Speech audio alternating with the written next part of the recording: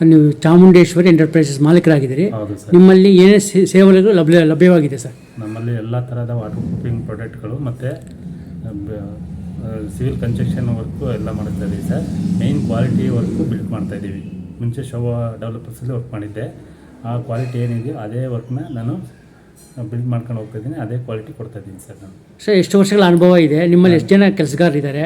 Charges ಏನು ಮಾಡ್ತೀರಾ? ಇದ್ರ ಬಗ್ಗೆ ಸ್ವಲ್ಪ ಮಾಹಿತಿ ಕೊಡಿ ಸರ್. ನನಗೆ ಸರ್ ಟೋಟಲಿ 18 ವರ್ಷ ಎಕ್ಸ್ಪೀರಿಯೆನ್ಸ್ ಇದೆ. ಸೊ ಇವಾಗ ಪ್ರೆಸೆಂಟು 40-45 ಜನ ವರ್ಕರ್ ಇದ್ದಾರೆ. ವಾಟರ್ ಪ್ರೂಫಿಂಗ್ ಪ್ಲಸ್ ಸಿವಿಲ್ ಎರಡೂ ಸೇರಿ ಎಲ್ಲ ಥರ ತುಂಬ ಕ್ವಾಲಿಟಿ ವರ್ಕು ಮಾಡೋಕ್ಕೆ ನಾನು ಟ್ರೈ ಮಾಡ್ತಾ ಇದ್ದೀನಿ ಸರ್. ನಿಮ್ಮದು ಮೆಟೀರಿಯಲ್ ಲೆಕ್ಕನ ಇಲ್ಲ ಬರೀ ಲೇಬರ್ ಲೆಕ್ಕನ? ಲೇಬರ್ ಅಲ್ಲ ಸರ್, ಮೆಟೀರಿಯಲ್ ಲೆಕ್ಕದಲ್ಲೇ ಮಾಡೋದು ನಾವು. ಮೆಟೀರಿಯಲ್ ಏನಿದೆ ಸರ್ ರೇಟು ಚದರಕ್ಕೆ? ಮೆಟೀರಿಯಲ್ ಸರ್ ಚದರಕ್ಕೆ ಈಗ ನಡೀತಿರೋದು 38ಇಂದ 40ವರೆಗೂ ನಡೀತಿದೆ.